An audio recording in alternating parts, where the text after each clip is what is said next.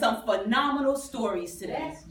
We never heard defeat, but we obviously heard triumph. Am I not correct? Yes. And I know everybody here looks so good, fried, dyed, and laid to the side. Come on, face beat. But I'm sorry, when I went through, I didn't look like that.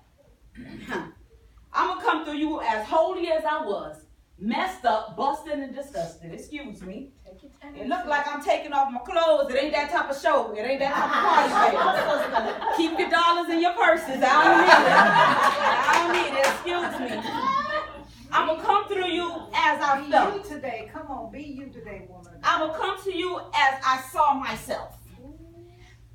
Many of y'all get dressed up and want to hide the holes that's in your body. Come on. Many of us will put makeup to hide the fear and the pain. Many of us will get dressed up trying to hide the pain that's in the inside. You see, what you see on my body was holes. You see it on the clothes, but baby, I was walking with a broken heart. Barefoot, homeless, lonely, hanging out with people that mean me no good. Excuse me. Let me tell you something. And back in 1999, me trying to hang out with friends. You see, my story is familiar like hers. Pastor Karen. Touched, molested, everything happened. Right? Somebody else tried to rape me. To me, the way to solve solution was through my legs. For me, because either I give it to you or you're going to take it. So the best way for me not to get hurt was basically to give you what you already wanted. I started coming up with a way to say, I don't even want to talk to guys who want to talk to me because I already know what you want. That's been the MO all my life. So back in 1999, I fell in love with this man who was cheating, who was a dog. So he said he's going to the club. I said, I want to go to the club too. I've never been to a club. People expect you based on a certain lifestyle that you must have came from a certain type of background. True. I'm a person of nothing but private school. I'm a person who came from, not to toot no horn, God had blessed my family of an affluent background. But you would never tell from the way I carried myself. You would have thought I came from a place with nothing but hookers, strippers, winos, drug addicts. That's the life I lived. So when 1999 came, I went to a club for the first time. Oh, excuse me, I got to put my hair up. I went to a club for the first time. And I'm hanging out with these people. Everybody drinking Hennessy. I never had a drug. I never had a drink. So everybody drinking Hennessy. Can I have a Hennessy too? Because I want to fit in. Who doesn't want to fit in? Yeah. I know I'm not the only one who faked the funk when I was younger. So I'm trying to fit in. So I sat here and said, I would like a drink. What can I drink with? Coke? Okay, yes. Hennessy and Coke, please. Oh, yeah, I got the money. No problem. I buy all y'all drinks. No problem. So now everybody's my friend. I took a drink. Second drink, I'm drunk. But I'm sitting here with a smile. You can't tell I'm drunk now. I'm sitting here with a smile. Third drink, by my fourth drink, I started drinking Hennessy straight. And there was a predator looking at me in the corner. That came with us. Looking at, I'm drinking it straight. Now I'm looser than a goose. I'm dancing on the table. And the man I came for never was there because he was with another woman. Eyes fine. That's another story. So here it is. I'm drunk, dancing on the table. It's time to go home. And I remember somebody said, she can't drive. I remember somebody said, she'll die if she get behind that wheel. I remember getting in a car. I remember driving. Then I remember waking up the next morning in a part of town I've never been in. You know what people consider the hood? I've never been to a certain part of town. I didn't know where I was. I woke up in a motel with that predator that was in the corner with nothing but drug baggies, needles, and condoms on the floor. I said, what happened? He said, if you don't shut up, I'll get up when I'm ready. I curled to the side. Now, the thing is, when I fast forward, nobody want to hear that part. Because this dude was the dude that all the women wanted.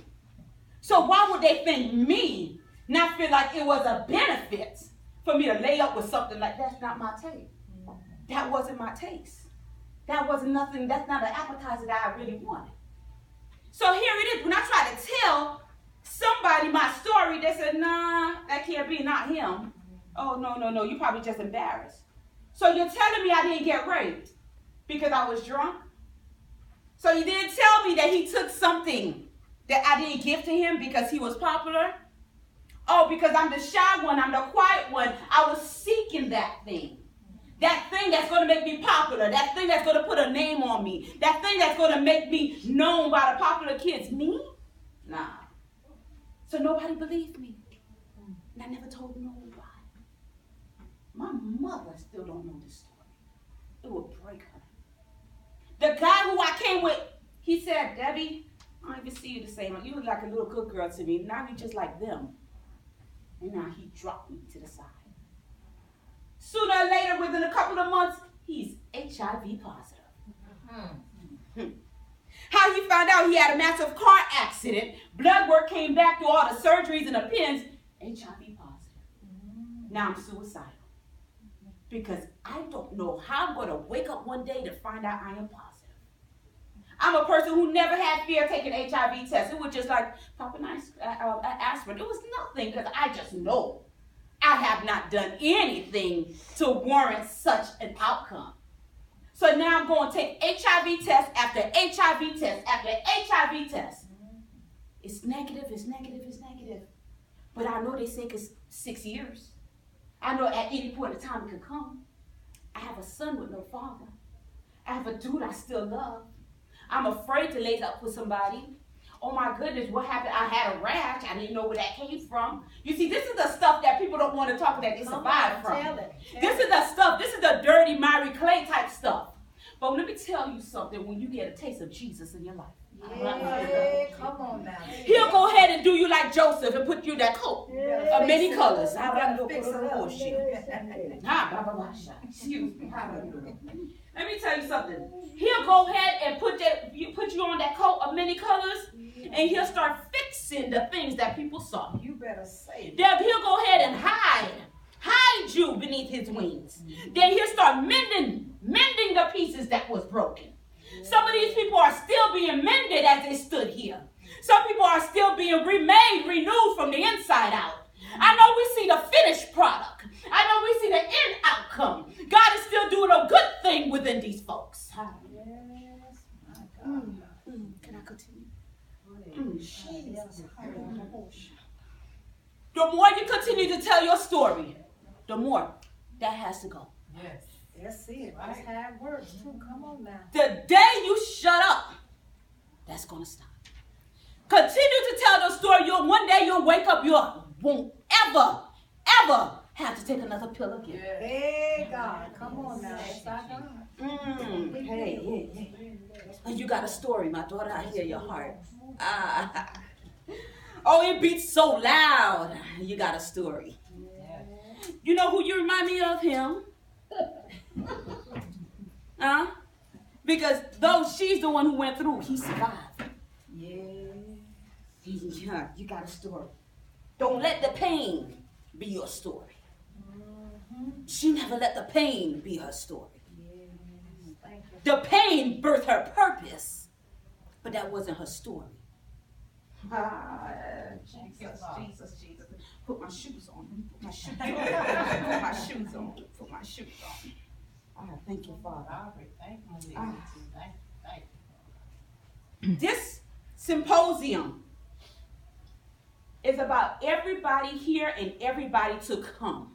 Yes, This vision that has been birthed through pain to bring out purpose for the end outcome, to let everybody know what the supernatural glory of God can do at the cross. There has got to be a point where you elevate from just believing to seeing. Come on now. Where you know the power is not a word, it actually is. Where you can actually break through chains and know what he said is to be. Yes. The belief got to be something. Pastor Karen can preach it till she lose her voice. But if you don't believe, let that thing resonate from the inside. Where you're being birthed into the outside. that every time they see you, they got to see you healed. That's it. Every time they got to see you, they got to see you good. I'm a person, I end up living in a car. I said after their background earlier, I was living in a car with a child. That's not my story no more. Because when Jesus called and I said, yes, sir. When Jesus called and saw me who my fate was. When Jesus said, if you don't come this time, you're dead. I could only say that we're all here today, divinely ordained by the grace of God. And if you don't answer that calling today, that's your life. That's that person's life that's attached to you. Oh, yes. I did a research and said each person is already dedicated 10,000 lives to change. Either you change it for the better or the worse. It's up to you based on your transformation and your change. This is the birth of your transformation. Everybody, I love you.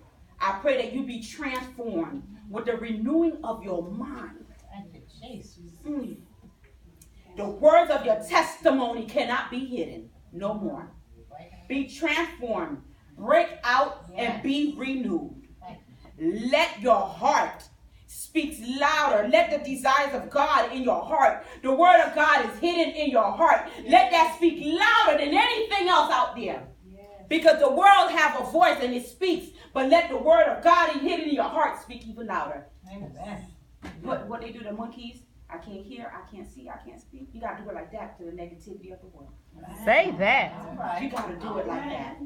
Everybody be blessed. I love you and thank you for the opportunity.